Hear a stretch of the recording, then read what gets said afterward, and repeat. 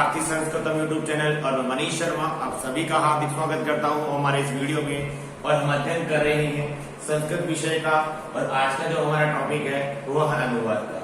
देखो, अनुवाद का टॉपिक हम पिछले 10 या 11 वीडियो से लगातार ले रहे हैं और अनुवाद के बारे में हमने आपको बता दिया है कि अनुवाद का मतलब होता है एक भाषा का दूसरी भाषा में बदलाव कर देना या रूपांतरण कर देना। ये रही पहली बात। और हमने बता दिया था कि अनुवाद का, ट्रांसलेशन का क्या नहीं होता, कोई भी शॉर्ट ट्रिक्स नहीं होता है। और हमने आपको बताया था कि इसके लिए कुछ टॉपिक्स की जानकारी हमें होनी चाहिए, जिसमें से लिंग, वचन, पुरुष, क्रिया, जिसको हमने धातु कहा, काल, शब्द रूप, सर्वनाम शब्द रूप और कारक प्रकरण, जिसमें से सर्वनाम शब्द रूप तक का अध्ययन हमने कर लिया था और कारक प्रकरण की हम बातें कर रहे थे। कारक की भी हमने बता दिया था कि कारक 6 होते हैं, संबंध कारक नहीं होता है और उनमें से हमने 5 कारकों को 5 विभक्तियों के साथ में पढ़ लिया था। और आज हम बात करेंगे छठे कारक की, लेकिन हमने बता दिया था कि संबंध जो कारक होता है उसको कारक नहीं माना जाता, लेकिन हम षष्ठी विभक्ति का अध्ययन करेंगे। ठीक है, तो लिख लीजिए कारक प्रकरण का छठा टॉपिक षष्ठी विभक्ति।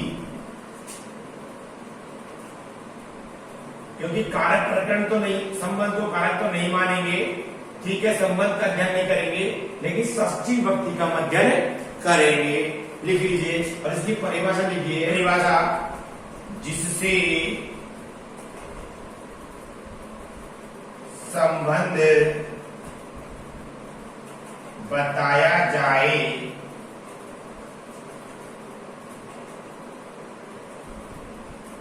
उस कारक की षष्ठी विभक्ति हो जाती है। क्या बताया कि जिससे संबंध बताया जाएगा, जिससे भी संबंध बताया जाएगा उस कारक की क्या हो जाएगी, षष्ठी विभक्ति हो जाएगी। जैसे देखो, राम दशरथ का पुत्र है। क्या लिख दिया, राम दशरथ का पुत्र है, ये बता दिया हमने सेंटेंस में। और वही टेबल बताते हैं षष्ठी विभक्ति के लिए किस प्रकार बनेगा। राम सबसे बनाएंगे, रामस्य, रामयो,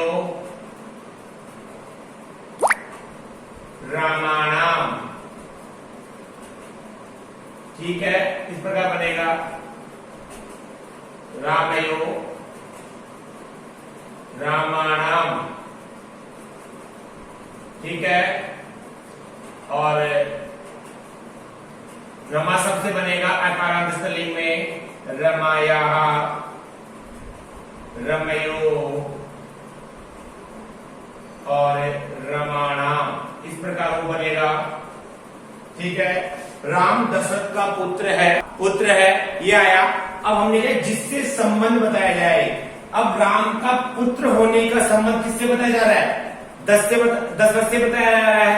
ठीक है, तो अब दशरथ की क्या हो जाएगी, षष्ठी विभक्ति हो जाएगी। क्या हो जाएगी, षष्ठी विभक्ति हो जाएगी। किसकी, दशरथ की। ठीक है, और राम की प्रथमा। और जिसका संबंध होगा उसकी प्रथमा, और जिससे संबंध होगा, समझ में आ रहा है क्या, कि जिसका संबंध होगा उसकी प्रथमा और जिससे संबंध होगा उसकी षष्ठी हो जाएगी। तो देखो, राम की प्रथमा हो गई तो राम है। ठीक है, दशरथ की हो जाएगी तो बने दशरथ।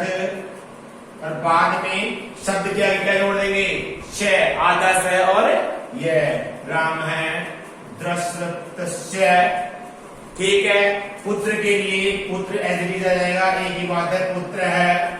ठीक है, और है के लिए हमने आपको पहले बता दिया क्या बनता है, अस्ति एक वचन में, द्विवचन में स्तः और बहुवचन में संति। इस प्रकार बनता है। ठीक है, अब एक वचन की बात हो रही है तो क्या कर देंगे, अस्ति। क्या बन गया कि राम दशरथ का पुत्र है, तो राम है दशरथस्य पुत्र है, अस्ति राम दशरथ का पुत्र है। ठीक है, एक को लिखिए सेंटेंस, इधर लिखता हूं ये वाला, सीता जनक की पुत्री है। देखो भगवान की बात कर रहे हैं तो हमेशा लोग में रहते हैं, सीता जनक की पुत्री है। सेंटेंस बनाइए। अब सीता जनक की पुत्री है, अब सीता का संबंध किस पुत्री होने का, सीता की पुत्री होने का संबंध किससे है, राजा जनक जी से है, तो जनक की क्या हो जाएगी, जनक की षष्ठी विभक्ति हो जाएगी। अब सीता की प्रतिमा तो आकारांत में एज इट इज लिखते हैं, आपको पहले बता दिया गया है प्रथमा व्यक्ति में वाला कि आकारांत स्त्रीलिंग शब्द में शब्द को ऐसे की ऐसे ही लिख देते हैं। जनक के लिए जनक के आगे श लगा देंगे, आकारांत पुल्लिंग शब्द जनकस्य, सीता जनकस्य।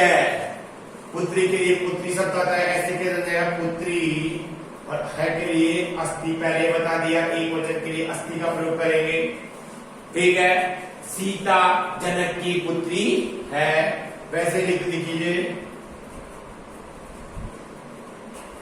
राम अयोध्या का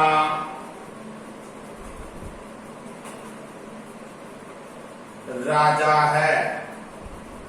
ये बना दिया कि राम अयोध्या का राजा है।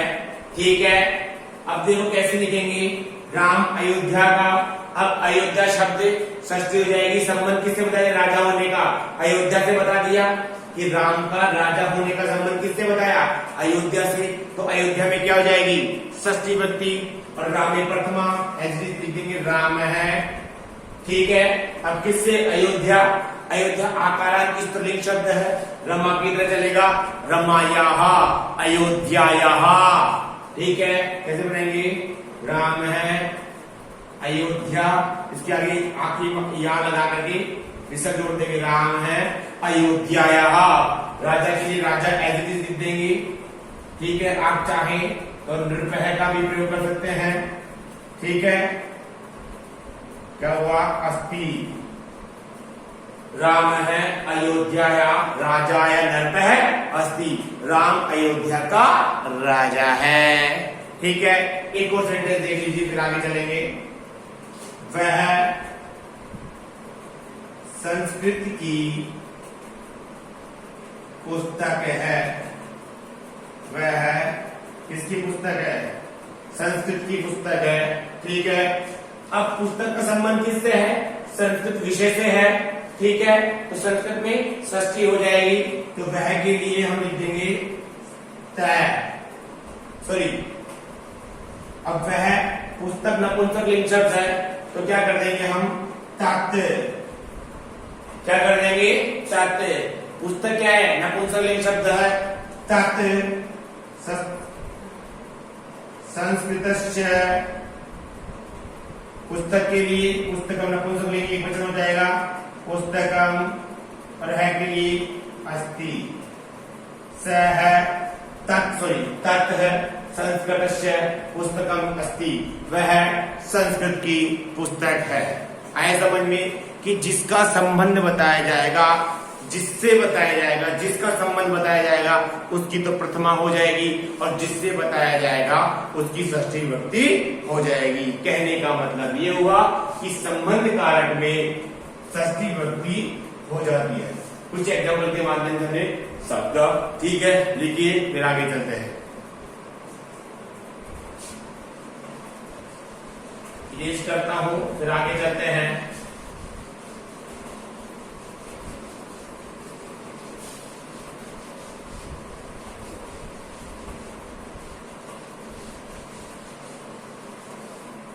देखिए, आप कुछ अव्यय पद होते हैं जिनमें षष्ठी विभक्ति होती है। कौन सी होती है, षष्ठी उपपद हो जाती है। कुछ अव्यय होते हैं उनके योग में को देखिए, अधः, अधः का मतलब होता है नीचे, अधः का मतलब होता है नीचे, ऊपरी,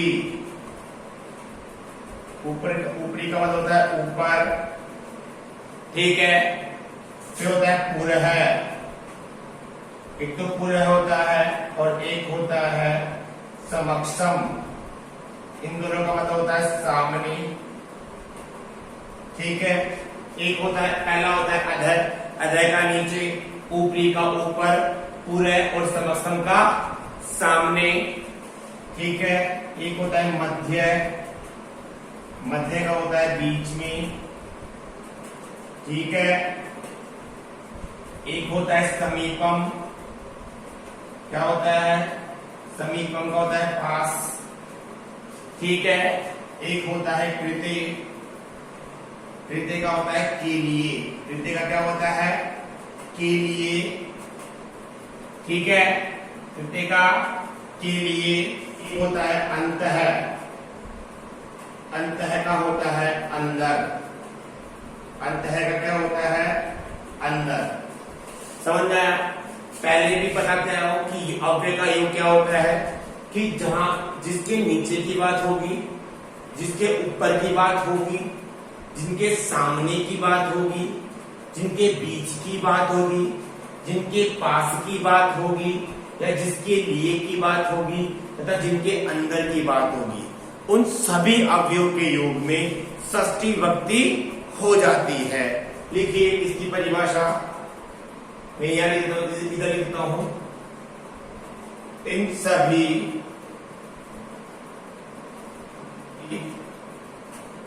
अवयवों के योग में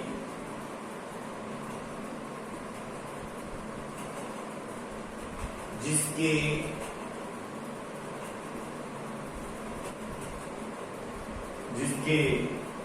नीचे का, ऊपर का, सामने का, बीच का, पास का, के लिए का, तथा अंदर का भाव हो तो, भाव हो तो उस पद की षष्ठी विभक्ति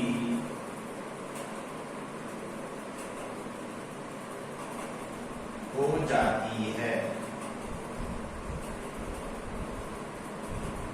क्या लिख दिया कि इन सभी अवयवों में, इन सभी का मतलब अधः, ऊपरी, पुरः, समक्षम, मध्य, समीप, कृते और अंत, इन सभी अवयव के योग में क्या, जिसके नीचे का, ऊपर का, सामने का, बीच का, पास का, के लिए तथा अंदर का भाव होगा तो उस पद की क्या हो जाएगी, उस पद की षष्ठी विभक्ति हो जाती है। ठीक है, लिखिए फिर आगे चलते हैं। ठीक है, अब इसके विस्तार से इसके एग्जाम्पल करते हैं एक एक। ठीक है, देखो सबसे पहले हम अधः के एग्जाम्पल करेंगे। देखिए सबसे पहले अधः, अधः का मतलब होता है नीचे, जिसके नीचे की बात होगी उसकी क्या हो जाएगी, उसकी षष्ठी विभक्ति। पेड़ के नीचे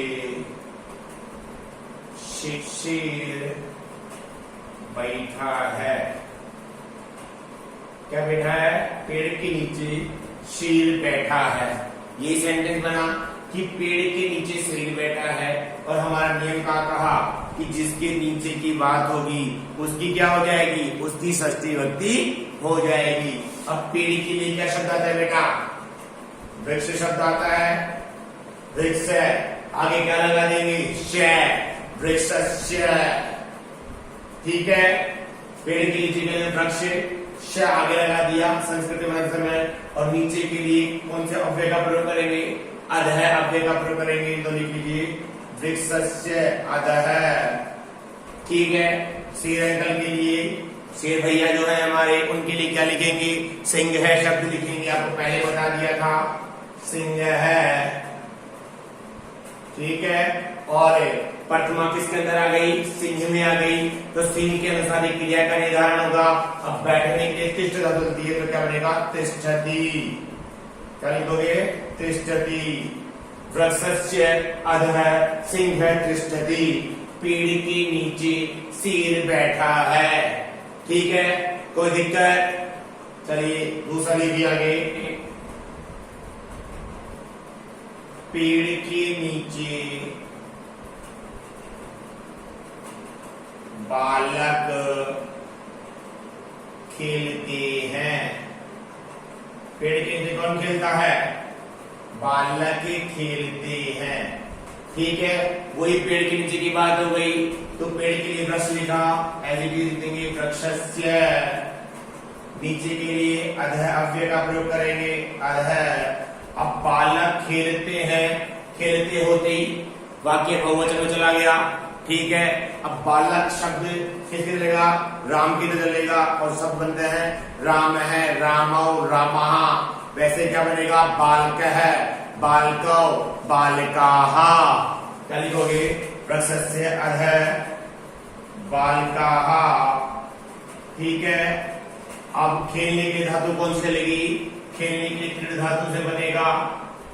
ठीक है, क्रीड धातु से बनता है। अब बहुवचन है, प्रथम पुरुष बहुवचन है, तो क्या लिखोगे? पठति, पठत, पठन्ति के हिसाब से बना लेंगे धातु। क्रीडति, क्रीडत, क्रीडन्ति, तो क्या लिखोगे? वृक्षस्य अधः बालिका क्रीडन्ति, पेड़ के नीचे बालक खेलते हैं। आया समझ में? क्या बताया कि जिसके नीचे की बात होगी उसकी कौन सी विभक्ति हो जाएगी? उसकी हो जाएगी षष्ठी विभक्ति। ठीक है, देखिए फिर आगे चलते हैं।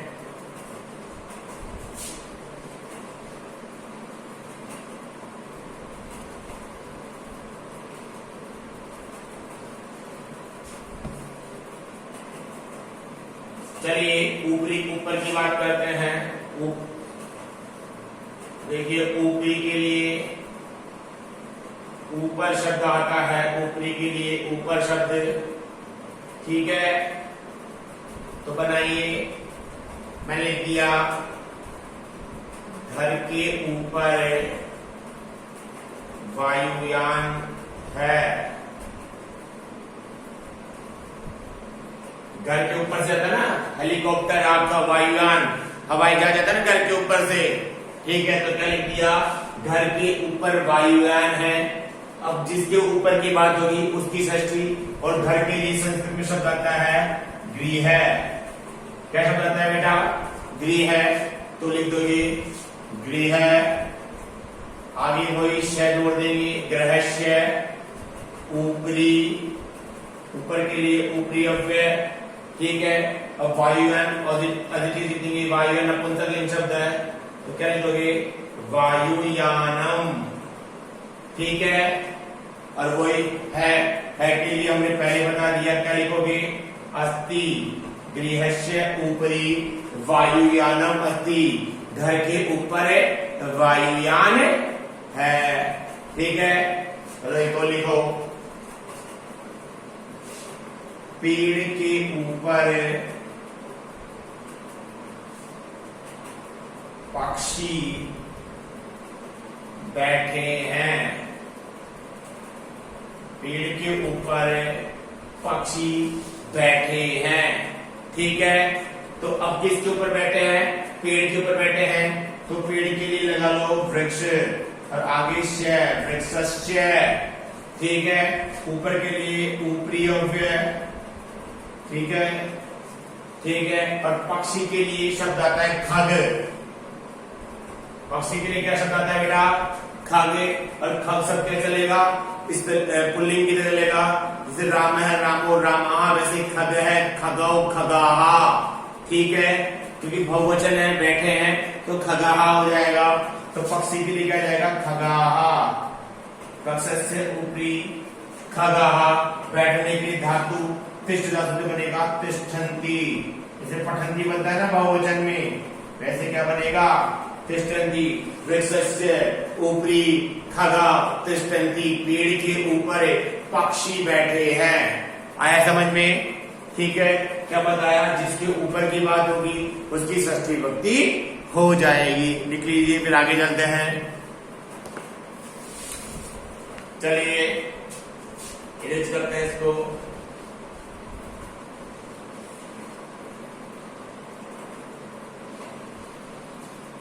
अब देखिए दूसरा नंबर 3 पूरे है या समक्षम, इसका मतलब होता है सामने। ठीक है, क्या लिखा, पूरा है का समक्षम सामने। ठीक है, अब लिखिए घर के सामने, घर के सामने बाजार है। कह दिया घर के सामने बाजार है। ठीक है, अब जिसके सामने की बात हो गई उसकी क्या हो जाएगी, उसकी षष्ठी विभक्ति हो जाएगी। तो घर के लिए आ जाएगा गृहस्य। सामने के लिए दो अव्यय पूरा और समक्षम, जो भी फीलिंग्स आ रही है वही लिखो। ठीक है, मेरी फीलिंग्स पूरा के साथ में है, मैंने पूरा लिख दिया।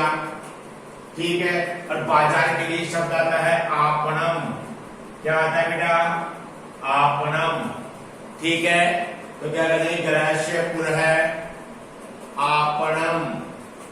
ठीक है, अब जैसे जो समूह के वाचक होते हैं, जैसे बाजार एक समूह का वाचक है, बहुत सारी दुकानों का समूह है बाजार, तो उसके लिए जब समूह की बात होगी तो वो एक वचन में ही काउंट होता है। ठीक है, तो इसलिए आपणम किया। और है के लिए क्या लिख दिया हमने, अस्ति। क्या लिख दिया बेटा, अस्ति। गृहस्य पूरा है आपणम अस्ति, घर के सामने बाजार है। ठीक है, एक को लिखिए बैंक के सामने, बैंक के सामने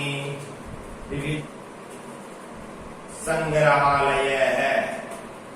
संग्रहालय, संग्रहालय किसको बोला जाता है, म्यूजियम को। संग्रहालय किसका हो जाता है, संग्रहालय, जहां पे पुरानी वस्तु इकट्ठी होती है। और पुरानी वस्तुएं कहाँ इकट्ठी होती है, म्यूजियम में। किसमें होती है, म्यूजियम में। तो म्यूजियम को क्या बोला जाता है हिंदी में, संग्रहालय है। अब आधे बच्चे कंफ्यूजन है, सर बैंक को क्या बोलते हैं। ठीक है, तो बैंक को बोलते हैं अधिकोष। बैंक के लिए क्या शब्द आता है बेटा, अधिकोष शब्द बैंक के लिए प्रयुक्त होता है। ठीक है, तो क्या लिखोगे, अब अधिकोष आता है तो इसकी षष्ठी कर देंगे। तो क्या लिखोगे, अधिकोषस्य। अधिकोषस्य सामने के लिए, अब पहले हमने पूरा लिख दिया तो समक्षम उपाधि हो जाएगा। अगर इसको लिखेंगे नहीं तो रूस जाएगा समक्षम, कि मेरे को तो लिखा है नहीं, मेरे को ऐसे ही बोर्ड में लिख रखे हैं। तो क्या लिखेंगे, समक्षम। अधिकोषस्य समक्षम।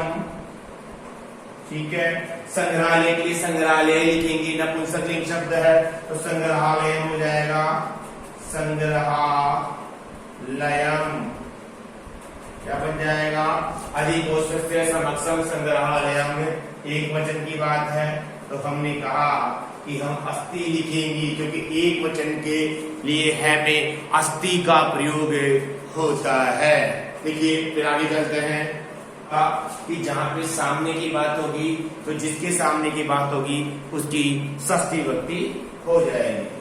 ठीक है, और सामने के दो अव्यय पूरा या समक्षम, जो भी आपकी फीलिंग सही हो वो ही लिखे, क्योंकि फीलिंग्स बेटर। आपकी फीलिंग जब तक आपके साथ है आप हमेशा सही है। ठीक है, मध्य की बात करेंगे, अब बीच की लिख लीजिए। मध्य का मतलब है बीच में, तो बीच में का प्रयोग हमने अंतराव्यय में देखा था।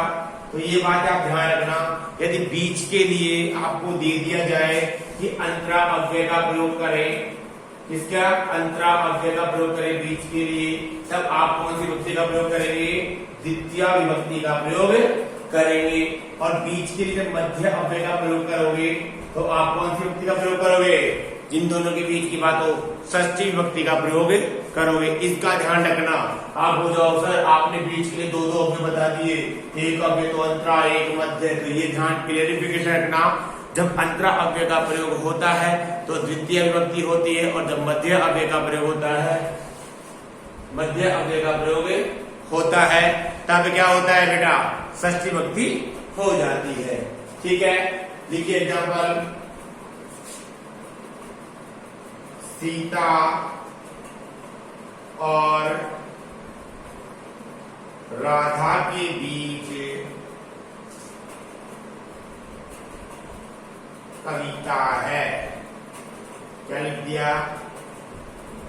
सीता और राधा के बीच कविता है। अब किसकी बात हो रही है? सीता और राधा की बात हो रही है। तो क्या बता दिया कि जब मध्य अव्यय की बात होगी, अंतरा पढ़ रहे तो यहाँ से कंफ्यूज हो जाएंगे बच्चे। जब मध्य अव्यय की बात होगी, ठीक है, तो क्या हो जाएगी? षष्ठी हो जाएगी। और षष्ठी कैसे बनेगी? रमाया। वैसे ही क्या बनेगी? सीता या। और के लिए अव्यय का प्रयोग वैसे ही राधाया। ठीक है, और बीच के लिए मध्य अव्यय का प्रयोग मध्य। कविता के लिए कविता में प्रथमा हो जाएगी कविता अस्ति। ठीक है, क्या लिखा? सीताया च राधाया मध्य कविता अस्ति। सीता और राधा के बीच कौन बैठी है? कविता बैठी है। सॉरी है, सो बैठी नहीं है। ठीक है, एक और लिखिए। सुरेश और गणेश के बीच लोकेश है। कौन है? लोकेश। ठीक है, बीच की बात होगी तो जिन दोनों के बीच की बात होगी उसकी षष्ठी, तो अकारक शब्द है तो क्या बन जाएगा?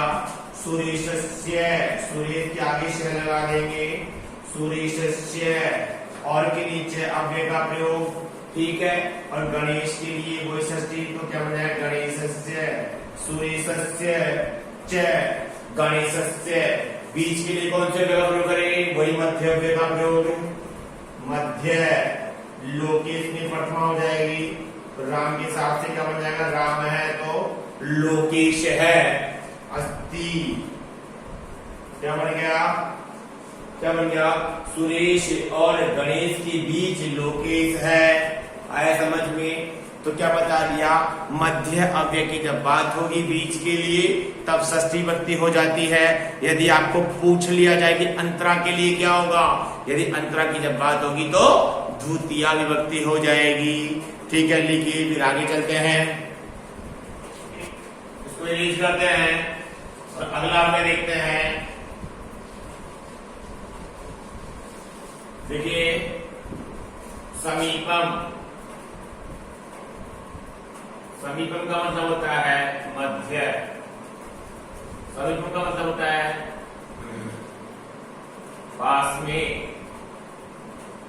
ठीक है, लिखिए पास में समीपम। उदाहरण देखिए, नगर के पास। नगर के पास गांव है। तो किसके पास की बात करी? समीप अव्यय के लिए नगर के पास गांव है।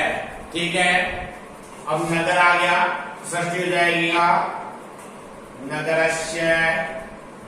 पास के लिए समीप अव्यय का प्रयोग समीपम।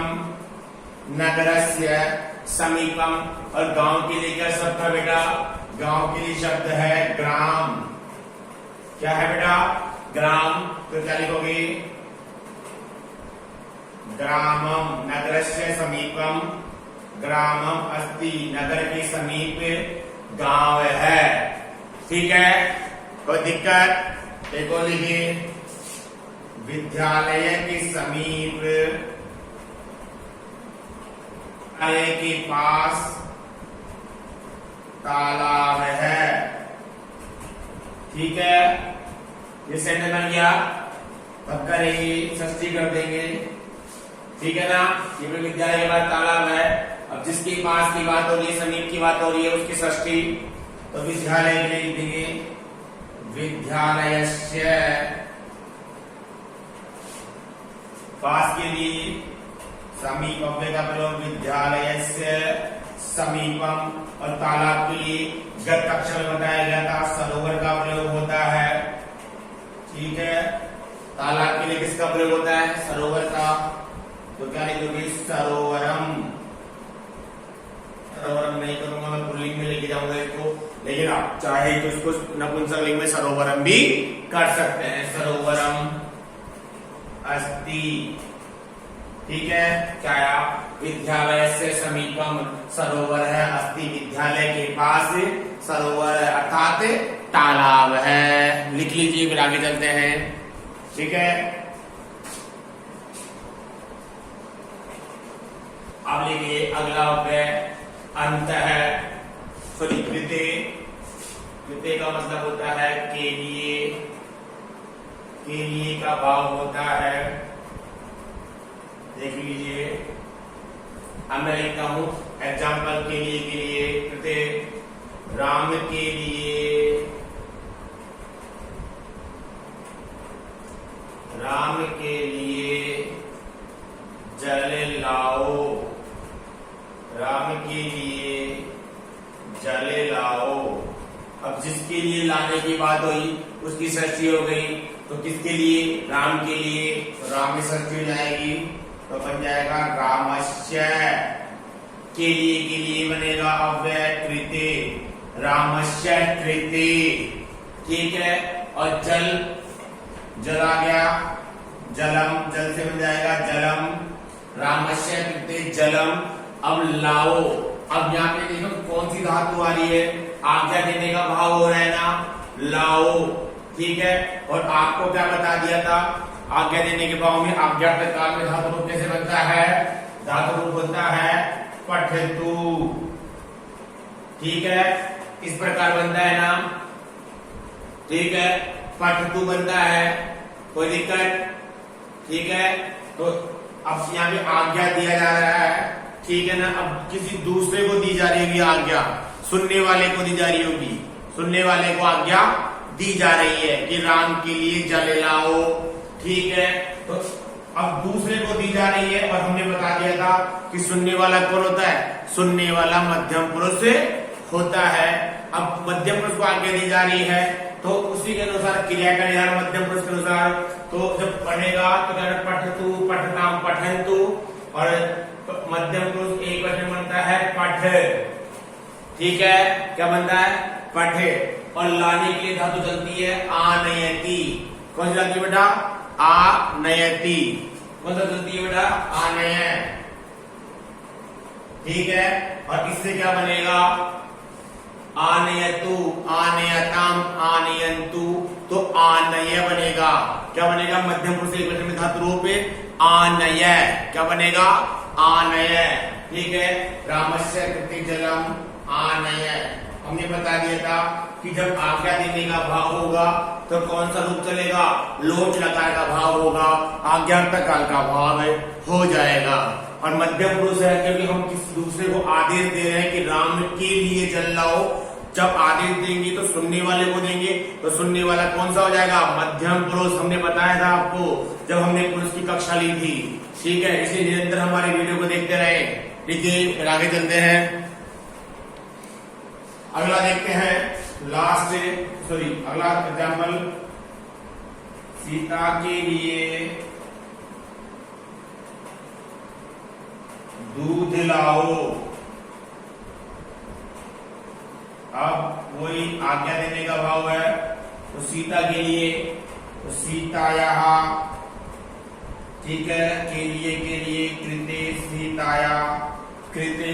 और दूध के लिए दुग्ध शब्द आता है, दुग्ध। क्या आता है? दुग्ध। तो लिख लीजिए, नपुंसकलिंग शब्द है दुग्धम।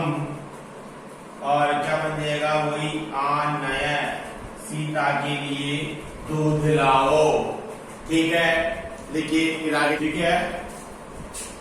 इरेज कर दिया। अब लास्ट वाला है वो देखिए अंतः। अंतः का मतलब होता है अंदर, जहां जिसके अंदर की बात हो। ठीक है, लिखो बैग के अंदर